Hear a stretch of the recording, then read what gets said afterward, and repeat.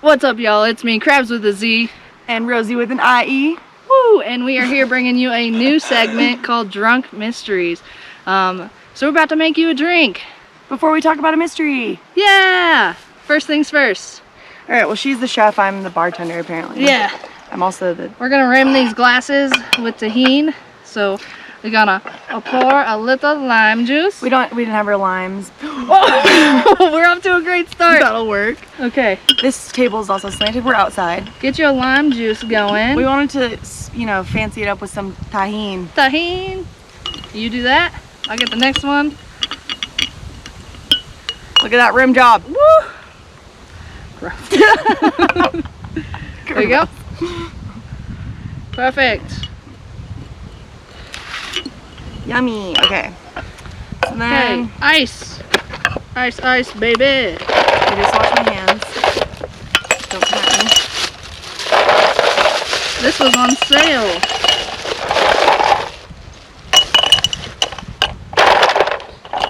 People are gonna judge me for using my hands. I swear I just washed them. I don't know how to open liquor. Oh shoot. I just drank beer with the teeth. I got you on that one. Oh, I'll get this one. Alright, so today we're going to be talking about some mysterious disappearances in Silver Plume, Colorado. So we are making you the Silver Plume Silver Mule. And we realize that it's just a Mexican mule with a fancier name. With silver tequila, so Silver Plume. I'm into it. So we've got the ice, we've got the tahini rim, and tequila. Can we get a rough estimate on how much? More. Yes.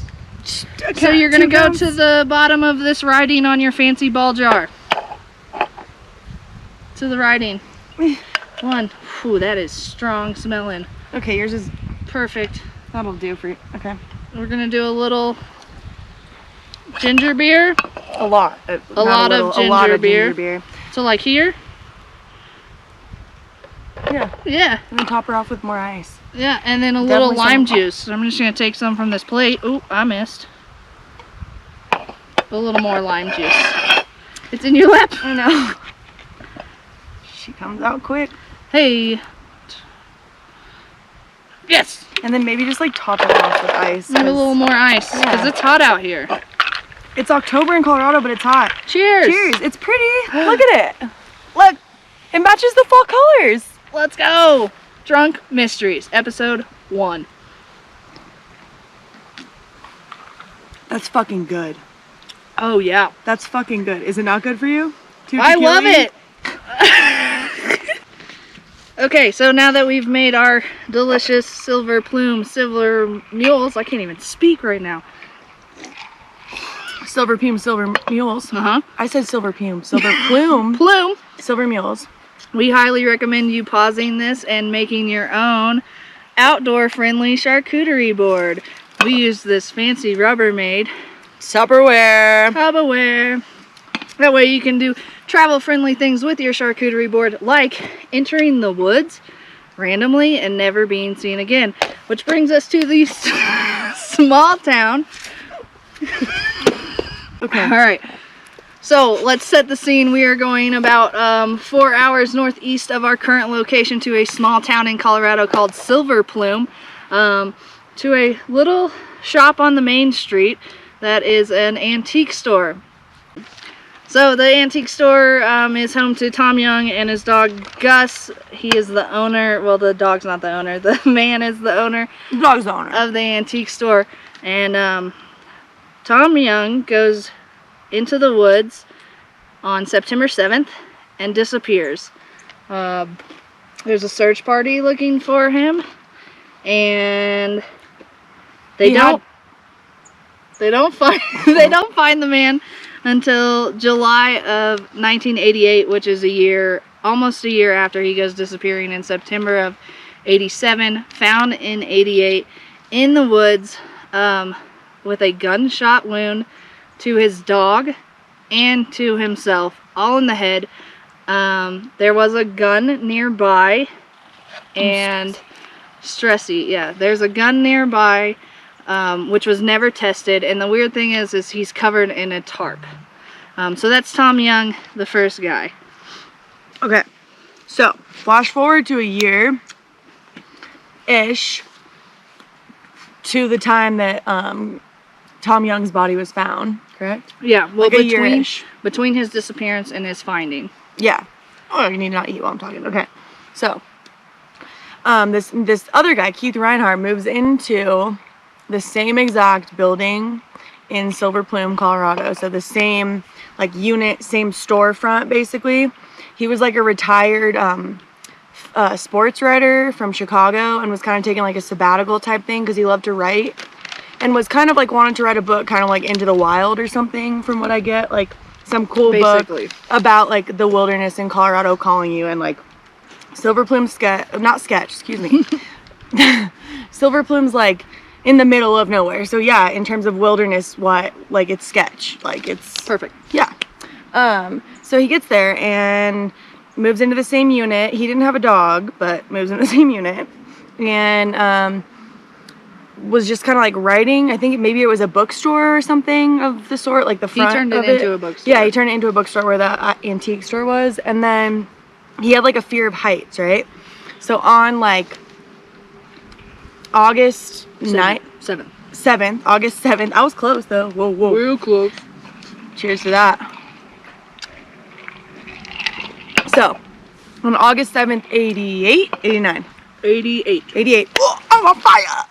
Okay, so on August 7th, 88, which is literally like a little over a week after the first guy, Tom Young, and his dog's body had been found under a tarp with the gun kind of near him. How do you put a tarp? Wait, get into that.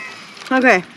Anyways, Keith had a fear of heights and, you know, was writing his books and was really into the wilderness. It's just a cricket, it's okay. So, he decided, he had told a few friends that he was going out for a conquering the fear of his heights. Yeah, conquering his fear of heights and kind of getting more inspiration and stuff, going on a hike out there for like the books he was into writing and stuff. So he goes and then is never seen again. Yeah. And has never been found. So tell me why and tell me how two dudes a year apart in the same building, tell me how they're gonna have fates like that. What's going on here? So here we have it. We have Tom Young and his dog disappeared, shot in the head, covered with a tarp, gun not tested. And gun near, but like not like right next to, like, excuse me. I mean,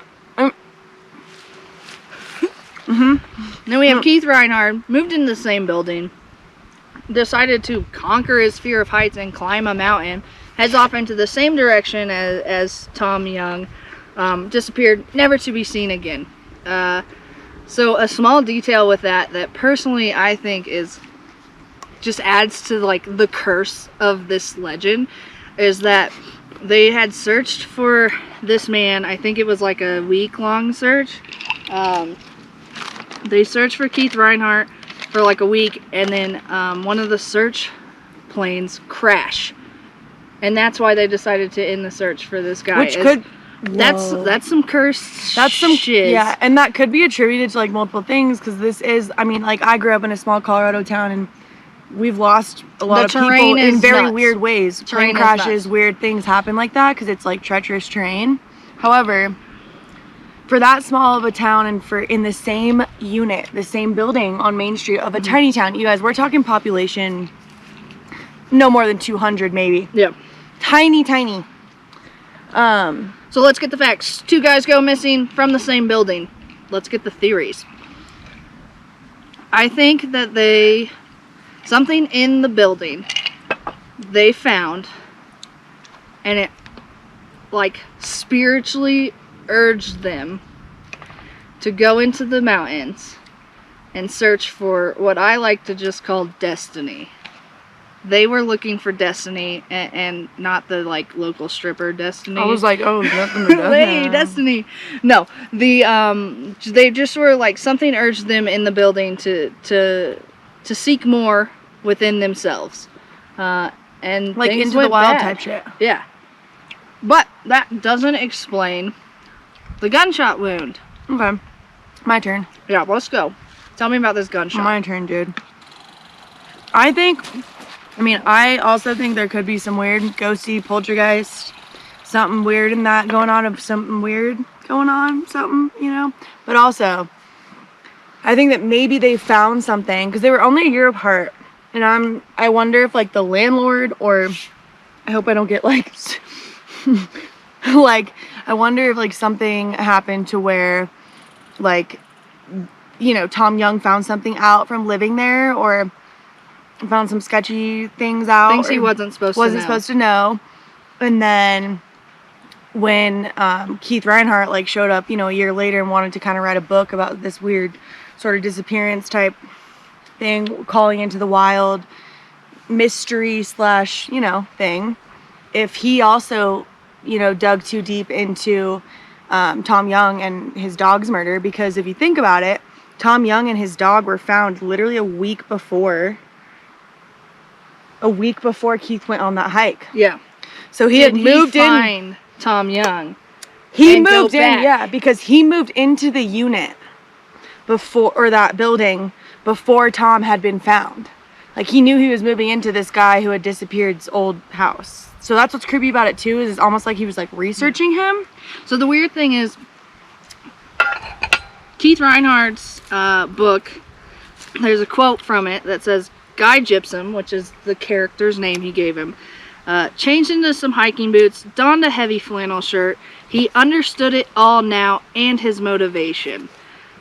That's where the destiny comes in for me. I don't know what your motivation is, Guy Gypsum, Keith, Tom, but something in those mountains, I think, was just calling to them. Yeah, so that could be spiritually attributed, or to find out the truth. But also, you don't know if he was writing that book. He could have just been like thinking it was some weird coincidence of everything that happened, yeah, and then found out too much. Right. And when he started writing that book about Guy Gypsum, he very well could have just like stumbled upon some shit. Yeah. Beep, beep. It's okay. So here's another quote. And this isn't, I don't believe this is from the book that Keith Reinhardt was writing. I think that this is actually, Keith, are you vaping? There's a lot of bugs. Okay. All right. So this quote is either, I don't think it's from the book. This is just a Keith Reinhardt straight up quote from the man. It says, "Oh God, I want to wander till I die, with the mountains as my living room, my only roof the sky." So like, here's another theory. Were these planned disappearances? Because they want to wander till they die? I don't, what if they're part of a cult? Was he escaping something? Or was there some sort of magic bestowed upon them in the house? Or the store? The building? Okay, hold on. So basically, we're like, what the heck? Was it like a weird spiritual calling? Or is there some sort of like spirit? And also, we're in Colorado, dude. There's all kinds of crazy things going on with the mountains and the ley lines and the Native Americans and like what they believe, which I wholeheartedly, like, they were here first, they get the land, and we are all still learning. Yeah. So, I don't know. Okay, let's go to your theory of them finding something in the house. Yeah, so what if it was like a treasure? No, so I really think, like, it's so weird that it was within a year apart and in the same... It's quick. In the same... Timeline. That's very quick timeline. And again, you guys, population of 200 people. I live in a town that has quite a bit more than that, but it's still tiny, and stuff like that doesn't really happen often, and that close together. That's very strange. And people that move there to be tied by the same building, and they had moved there, and they were kind of chasing this cool wilderness sabbatical vibe, like they were taking a break from life. Like they, like, I don't know, there's an Unsolved Mysteries thing, and they have said that like both these men were definitely not necessarily escaping things, but trying to kind of find themselves, regroup back to themselves, and that's why they wanted to live in such a desolate, remote area in the wilderness. Yeah. So like, that's crazy in itself, right? Whoa. But I think maybe if we're really like talking logistically about it, what if like the landlord or something, or whether they found out something was going on, whether it was like drugs, trafficking, I don't know. It's a desolate area. Weird things happen in desolate areas. You just don't know. Or they found treasure, like she said. What if there was like billions of dollars buried, yeah, or they found out some family secret, or like something crazy, right? Like, what if Tom Young, the first guy, because you can't explain, why was there a tarp over he and his dog's body after they had both been shot in the head? That's unexplainable. Yeah, because the gun would have been right next to him. And it was found near him. No one said how close, and no one tested his hands. Hear me out. Hear me out. I don't know, dude. I don't know if I can hear you This is just a theory that I want. Okay. What if Bigfoot shot them? Every mystery we ever cover, hear me now, will have Bigfoot somehow. Not necessarily true, but a cryptid nonetheless. Dead ass. Like, what if Bigfoot doesn't like his meals alive? What if he needs to kill them first? Like, you kill a lobster before you throw it in a boiling pot because that's humane. But Bigfoot could have chosen so many other people that hike in that area, not 2 guys from the same freaking unit. Okay, so scratch that theory. It wasn't Bigfoot. Okay. Close though. But I think if we're thinking logistically, maybe they found something they weren't supposed to, stumbled upon something. Tom Young, the additional guy, because the whole thing, like we just talked about, the tarp, the dog, the gun not being that close, never being tested. Also, corrupt stuff goes on in small towns with law enforcement and stuff. So your conclusion is murder. Perhaps, but I would like to believe it's like some cool spiritual thing that they were running into something crazy. Yeah. But the gunshot and the dog, why you gotta kill Gus? Why? No, not necessary. And the tarp over their bodies, super strange. Super strange that the body was found within a week of Keith Reinhardt going missing. Did he find him? What the hell? From the same unit? That's why I think, what if like the landlord or someone that they both had crossed paths with had some what's it called? Intel. No, not intel. Some involvement. Involuntary manslaughter, but voluntary. Yeah, that. Okay, so here I've looked at like interviews with the family, and they don't believe it was suicide at all. And with the gun being like, the gun would have dropped right next to his head. And everyone said that he would not kill his dog. Like, even if he was committing suicide, he would have done something weird, like gave his dog. You can't do that. Because you probably can't hear me. Probably not. Alright, so that's basically the story of the Silver Plume disappearances. You have these 2 guys, same building, disappeared within a year of each other. In a tiny town. Just unsolved. And speaking of, if you want to know more, there is an Unsolved Mysteries episode on Silver Plume, Colorado. They're also coming out with a full, what I think, I don't know, my research shows it's a full-fledged documentary about the 2 disappearances called Dark Side of the Mountain. That's coming out soon. Dark maybe. Side of the Moon. Either way though, it's super crazy, super cool. Everyone should check it out. What do you guys think happened? What the heck? What the F? Tell us your theories. Because it's not Bigfoot. I could talk about it for 4 hours. It's not. That's the one theory that we can say is not what it is, Jenny. Gone. But the rest, I don't know. What do you think? Silver Plume, Colorado, Tom Young, Keith Reinhardt. This is Drunk Mysteries. Cheers. What's up, y'all? Don't mind this sinus thing.